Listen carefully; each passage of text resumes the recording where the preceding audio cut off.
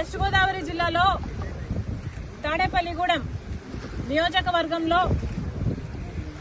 ఇంతమంది రైతులు నష్టపోయిన రైతులతో మాట్లాడడం జరుగుతుంది. ఇక్కడ మీరు వెనకాల చూస్తున్నారు, ఇలా వీళ్ళ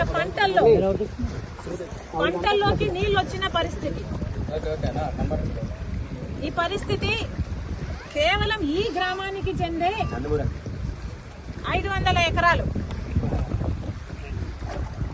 ఇలా చుట్టుపక్కల గ్రామాలు ఈ జిల్లా అంతా కలుపుకుంటే కనీసం 40,000 ఎకరాలు ఇలా నీట మునిగిందని అంచనా. మరి రైతులు ఇంతగా నష్టపోతుంటే ఏ ప్రభుత్వానికైనా ఎందుకు కనిపించడం లేదు? ప్రతి రైతు ఇక్కడ చెప్తున్నారు, అమ్మా ప్రతి ఒక్కరికి కనీసం 14,000 రూపాయలు ప్రతి ఎకరాకి పెట్టుబడి అయింది. చాలా మంది కౌలు రైతులము, అప్పు తెచ్చుకుని పెట్టినాము. కనీసం ఒక్కొక్కరికి 2 లక్షలు అన్న అప్పు ఎంత? కనీసం లక్షల్లో వీళ్ళకి అప్పు ఉంది. కనీసం 2 లక్షలు ప్రతి రైతుకు ఇక్కడ అప్పు ఉంది.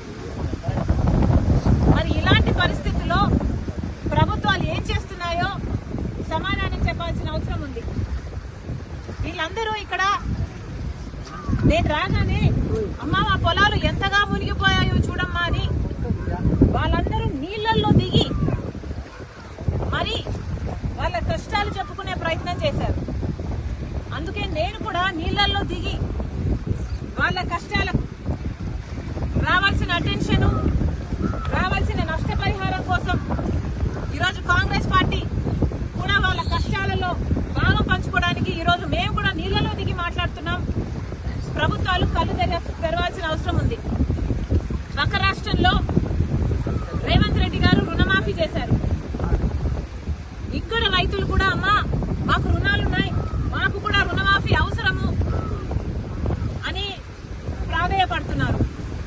చంద్రబాబు గారికి చెప్తున్నాము, చంద్రబాబు గారు కాంగ్రెస్ పార్టీ కనుక అధికారంలోకి వచ్చుంటే తెలంగాణలో మాదిరిగానే ఇక్కడ కూడా 2 లక్షల వరకు రుణమాఫీ చేసే వాగ్దానం మేము ఇచ్చాము. కానీ మీరు ఇవ్వనంత మాత్రాన చెయ్యకూడదు అని రూల్ ఎక్కడా లేదు. రాజశేఖర రెడ్డి గారు రుణమాఫీ చేస్తాను అని వాగ్దానం ఇవ్వకుండానే, మేనిఫెస్టోలోనూ పెట్టకుండానే రుణమాఫీ చేసిన గొప్ప మహానేత రాజశేఖర రెడ్డి గారు. చంద్రబాబు గారు కూడా రైతులను ఆదుకోవాల్సిన అవసరం ఉంది అని కాంగ్రెస్ పార్టీ డిమాండ్ చేస్తుంది. ఇక్కడ రైతులు చెప్తున్న పరిస్థితి అయితే దారుణంగా ఉంది. అమ్మా ప్రతి సంవత్సరము ఇక్కడ నీళ్లు ఇలాగే పొంగి పొర్లుతున్నాయి. ఎర్రకాలువ పైనుంది, ఎర్రకాలువలో మరమ్మతులు జరగలేదు, మోడర్నైజేషన్ ఏ కెనాల్స్ లోనూ జరగలేదు. అక్కడ గనక పూడికలు తీసునుంటే మాకు ఇన్ని నీళ్లు రాకపోయేవి, ఇంత దారుణంగా పరిస్థితి ఉండేది కాదు అంటున్నారు. మరి గత ప్రభుత్వం వైసీపీ ప్రభుత్వం, జగన్మోహన్ రెడ్డి గారు ముఖ్యమంత్రిగా ఉన్నారు. జలయజ్ఞంలో రాజశేఖర రెడ్డి గారు రైతుల పక్షపాతి అని నిరూపించుకుంటే, జలయజ్ఞంలో రాజశేఖర రెడ్డి గారు మిగిల్చి వేసిన ప్రాజెక్టులన్నీ 6 నెలల్లో పూర్తి చేస్తానన్న జగన్మోహన్ రెడ్డి గారు 6 నెలల్లో పూర్తి చేయకపోగా కనీసం ఉన్న ప్రాజెక్టులకు కూడా కనీసం మరమ్మతులు చేయలేదు.